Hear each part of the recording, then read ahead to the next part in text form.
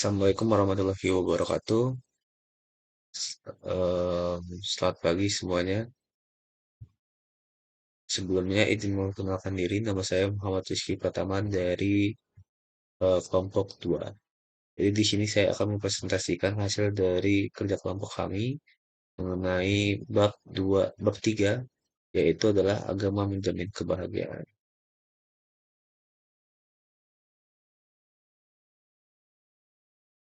Apakah kamu bahagia? Bahagia itu adalah perasaan senang dan gembira. Setiap orang pasti ingin merasakan kebahagiaan.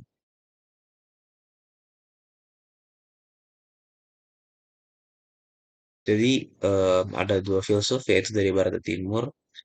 Menurut yang filsuf barat, Aristoteles, bahagia bukanlah suatu perolehan untuk manusia, tetapi corak bahagia itu berlain-lain dan berbagai ragam orang yang mencarinya. Kadang-kadang sesuatu yang dipandang oleh seseorang tidak ada oleh orang lain. Sebab itu, menurut undang-undang Aristoteles, bahagia itu adalah suatu kesenangan yang dicapai oleh setiap orang menurut kehendak masing-masing. Sedangkan menurut filsuf timur, Ibnu Khaldun berpendapat bahagia itu ialah tunduk dan patuh mengikuti garis-garis yang ditentukan Allah dan beri kemanusiaan. Dari data di atas, kita bisa membedakan di antara filsafat Barat dan Timur, di mana filsafat Barat lebih menekankan pada akal budi dan logika. Menurut filsuf Barat, kebahagiaan adalah keadaan yang dicapai oleh seseorang yang telah mencapai tujuan hidupnya. Menurut filsuf Timur, kebahagiaan adalah keadaan yang dicapai oleh seseorang yang hidup dalam keselarasan dengan alam dan diri sendiri. Pandangan filsafat Barat dan Timur tentang kebahagiaan memiliki beberapa perbedaan. Filsafat Barat lebih menekankan pada pencapaian tujuan, sedangkan filsafat Timur lebih menekankan pada keseimbangan dan harmoni. Namun, pada dasarnya, kedua pandangan tersebut sama-sama bertujuan untuk mencapai kebahagiaan.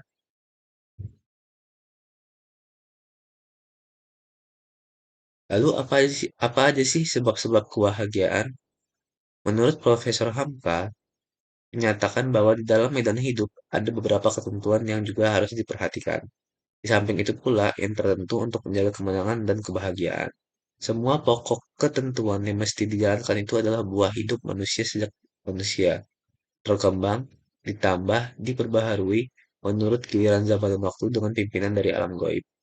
Kalau semua peraturan dijaga, dipelajari, dan dijalankan, hiduplah manusia dalam hikmah Tuhan. Dianugerahkannya dan siapa yang beroleh hikmah itu berarti dia telah mendapat perolehan yang amat banyak. Bahagia adalah perasaan senang dan gembira. Setiap orang pasti ingin merasakan kebahagiaan. Potensi, fungsi, dan tujuan penciptaan manusia menyatakan alasan mengapa manusia harus beragama dan bagaimana agama dapat membahagiakan umat manusia. Kedudukan manusia di muka bumi ini paling tinggi dibanding dengan makhluk-makhluk yang lain. Karena kedudukannya yang paling tinggi itulah mampu menguasai dunia. Hal ini dijelaskan oleh firman Allah dalam kitab suci Al-Quran surat Al-Isra ayat 70. Di mana artinya, dan sungguh kami telah memuliakan anak cucu Adam, dan kami angkut mereka di darat dan di laut. Dan kami beri mereka rezeki dari yang baik-baik, dan kami lebihkan mereka di atas banyak makhluk yang kami ciptakan dengan kelebihan yang sempurna. Manusia hendaklah menyadari akan potensi-potensi yang telah Allah berikan di dalam dirinya dengan mengetahui potensi yang ada pada dirinya manusia. Manusia akan menyadari kedudukannya dan fungsi hidupnya di dunia bahwa mereka diciptakan oleh Allah tidak lain ialah supaya beribadah kepadanya sebagaimana dijelaskan dalam kitab suci Al-Quran surat Az-Zariyat ayat 56. Di mana artinya, dan aku tidak menciptakan jin dan manusia melainkan supaya mereka mengabdi kepada aku. Kemudian, tujuan dari penciptaan manusia adalah untuk menjadi khalifah atau pemimpin atau mandaritas Allah Subhanahu wa taala di muka bumi. Sebagaimana dijelaskan oleh firman Allah dalam Al-Quran surat Al-Baqarah ayat 30. Lalu, apa aja sih potensi yang membuat manusia lebih unggul? Jadi di sini ada 7 potensi di mana bisa membuat manusia lebih unggul. Yang pertama, manusia keturunan Adam alaihissalam, fisiknya berasal dari tanah, bukan dari hewan. Yang kedua, mempunyai bentuk dan struktur fisik yang relatif lebih baik dan sempurna.